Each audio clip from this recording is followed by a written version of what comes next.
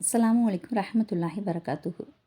மறுமையில் இப்படிப்பட்ட பெண்களால் சொர்க்கத்தினுள் நுழையவும் முடியாது, அதனுடைய வாடையை கூட நுகரவும் முடியாது. அவர்களில் முதலாமவர் ஆடை அணிந்தும் நிர்வாணமாக இருப்பார்கள்.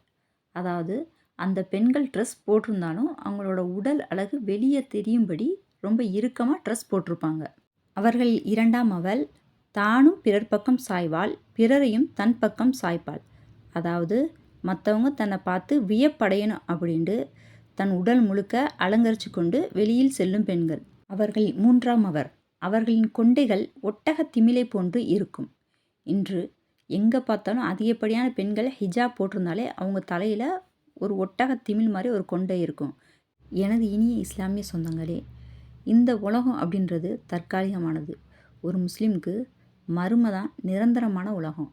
ஆகையால் இம்மையில் நல்ல அமல்கள் செய்து ஜன்னத்துல் ஃபிர்தௌஸ் என்ற சொர்க்கத்தில் இடம்பெறக்கூடிய பாக்கியத்தை நமக்கும் நம் குடும்பத்தில் உள்ள பெண்களுக்கும் நம் சந்ததிகளுக்கும் அல்லாஹு தாலா தந்தருள்வானாக. நான் போடக்கூடிய ஹதீஸில் ஏதாவது பிழை இருந்துச்சுன்னா அதை எனக்கு சொல்லுங்கள், நான் அந்த பிழைகளை சரி செஞ்சுக்கிறேன். அல்லாஹ் நமக்கு போதுமானவன். அஸ்ஸலாமு அலைக்கும் ரஹ்மத்துல்லாஹி வரகாத்துஹு.